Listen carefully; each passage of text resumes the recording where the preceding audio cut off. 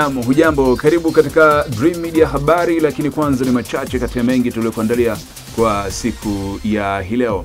Jana Wakristo wamesherehekea sikukuu ya Pasaka, na katika siku hii ya Pasaka viongozi mbalimbali wa dini wametoa wito wa kudumisha amani, hasa wakati huu taifa likijiandaa kwa ajili ya uchaguzi mkuu utakaofanyika Oktoba mwaka huu. Salamu za rambi kutoka kwa viongozi mbalimbali duniani zimeendelea kumiminika kufuatia kifo cha kiongozi wa kanisa Katoliki duniani Papa Francis aliyefariki dunia akiwa na umri wa miaka 88.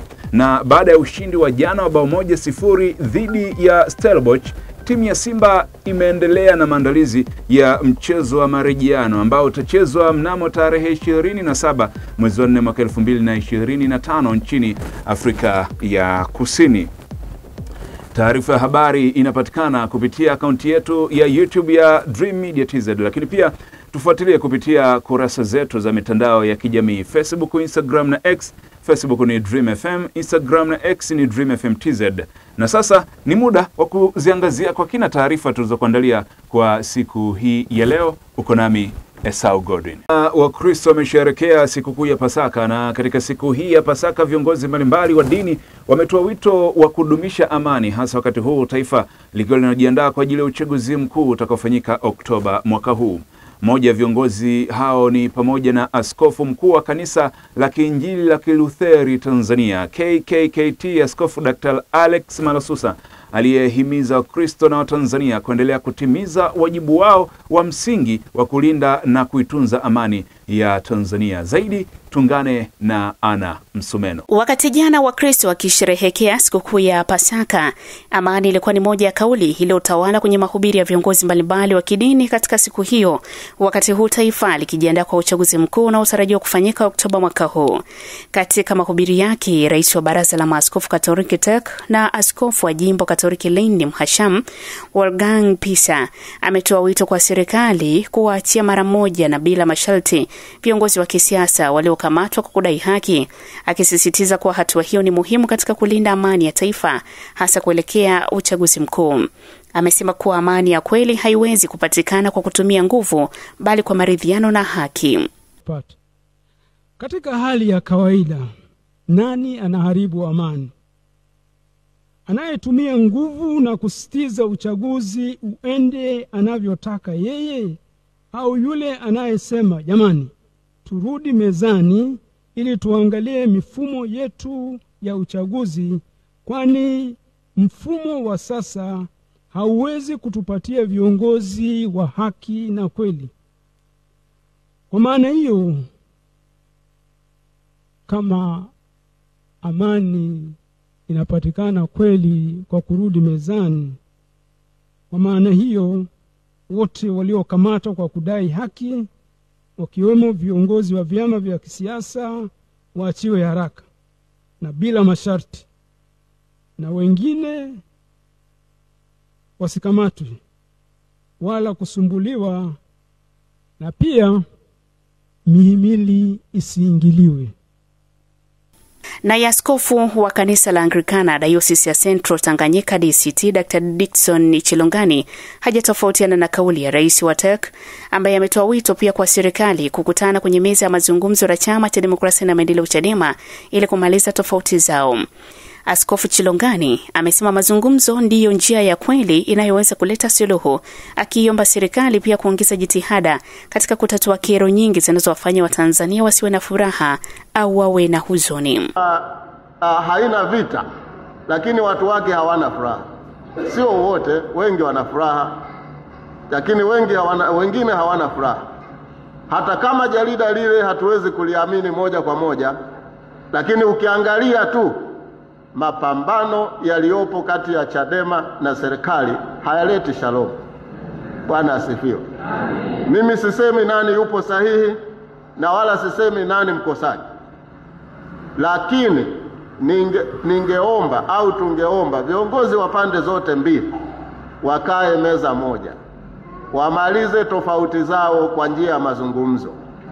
Hili ni jambo muhimu sana, ikizingatiwa kwamba wanachama wa vyama vyote viwili, Chadema na CCM, ni raia wema wa Tanzania na ni Wakristo wetu hapa.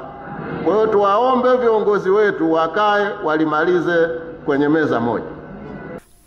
Kwa upande wake, mkuu wa Dayosisi ya Kaskazini Kanisa la Kiinjili la Kiluteri Tanzania KKKT Askofu Dr. Fredrick Shaw ametoa wito kwa vyombo vya dola hususan jeshi la polisi kuhakikisha havitumiki vibaya katika kipindi cha uchaguzi mkuu wa Oktoba mwaka huu, bali viheshimu maamuzi ya wananchi.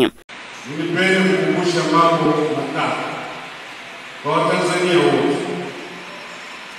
Moja, Mungu ametupa nchi nzuri sana, wapendwa wa Tanzania. Tuipende nchi yetu. Tuipende nchi yetu.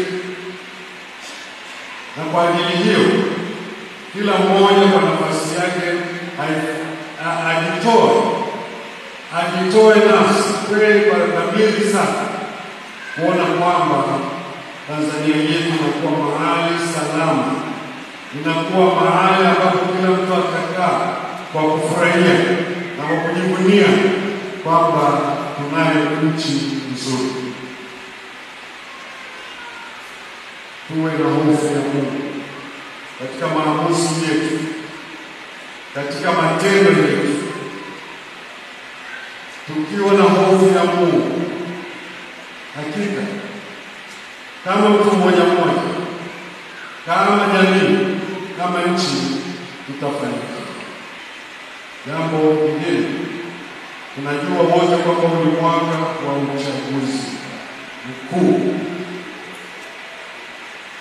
Mwaka wa uchaguzi mkuu, tunakwenda kufanya uchaguzi wa madiwani, wa bunge na rais wa nchi.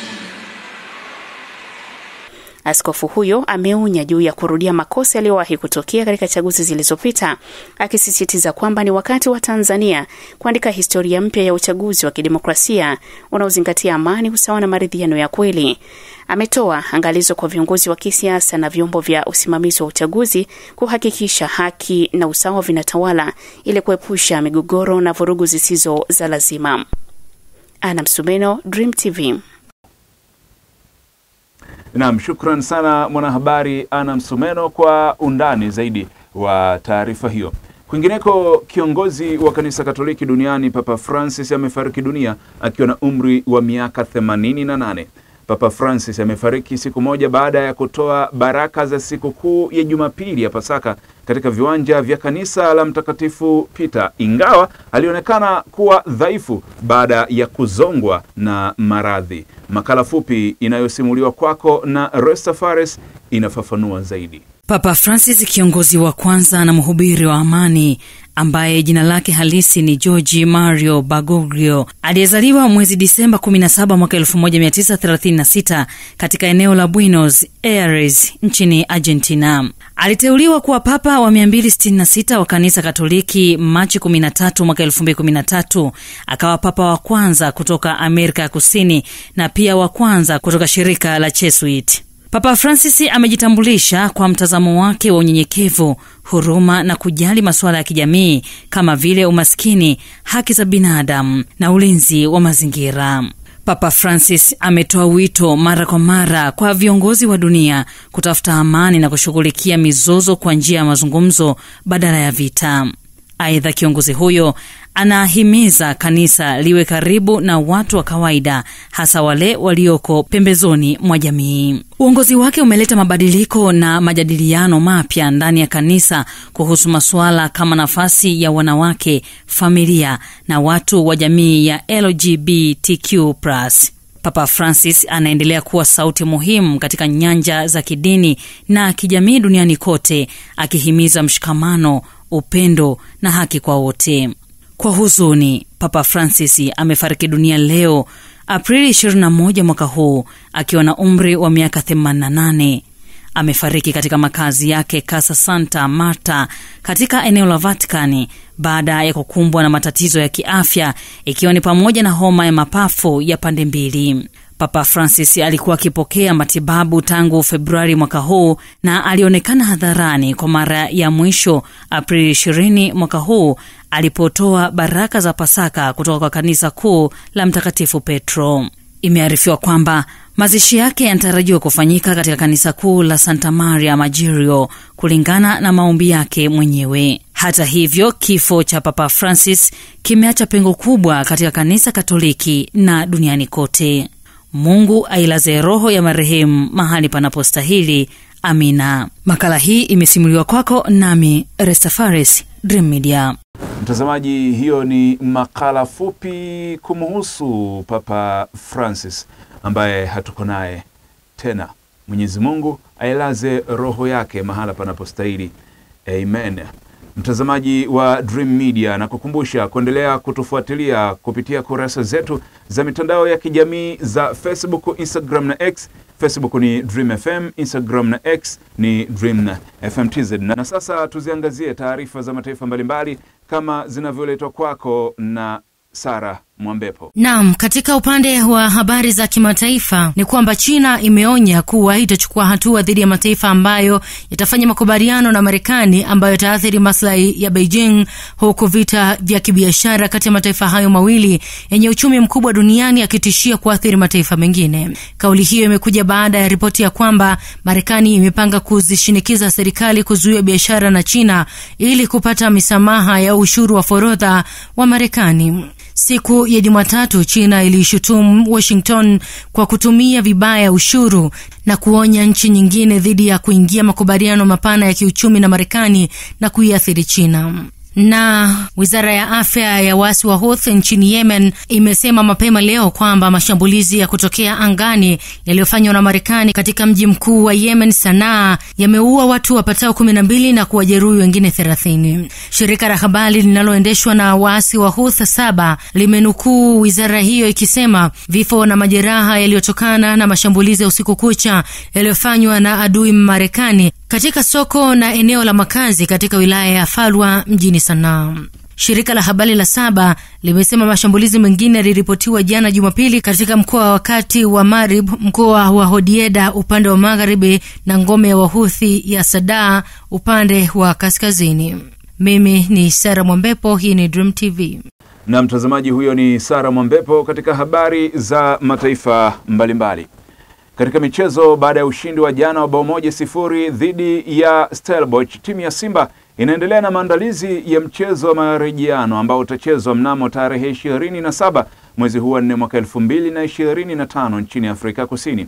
Huyu hapa John Jerome akikuletea mkusanyiko wa habari za michezo. Klabu ya Simba tayari imetanguliza mguu mmoja ndani katika michuano ya CAF Confederation Cup baada ya ushindi wa 1-0 waliopata jana dhidi ya klabu ya Stellenbosch kutoka South Africa, mechi ambayo ilikuwa ni mkondo wa kwanza. Baada ya mchezo huo, Simba Sports Club wataendelea na maandalizi ya mchezo wa mkondo wa pili ikiwa umepangwa kuchezwa nchini South Africa mnamo tarehe 27 Aprili 2025. Kwingineko kimataifa, klabu ya Leicester City ya nchini Uingereza rasmi imeungana na klabu ya Southampton kushuka daraja baada ya kupoteza mchezo wao wa jana ambapo walikutana na klabu ya Liverpool wakapoteza kwa 1-0. Leicester City wameshuka daraja wakiwa na alama 18 katika msimamo wa ligi kuu nchini Uingereza, akiwa wamesaliwa na michezo 5 ambayo hata wakishinda michezo hiyo hawawezi kufikia alama alizonazo klabu ya West Ham United mwenye alama 36 akiwa nafasi ya 17. Na kabla ya kuhitimisha Dream habari, ni kukumbusha tena machache kati ya mengi tuliyokuwa nayo kwa siku hii ya leo.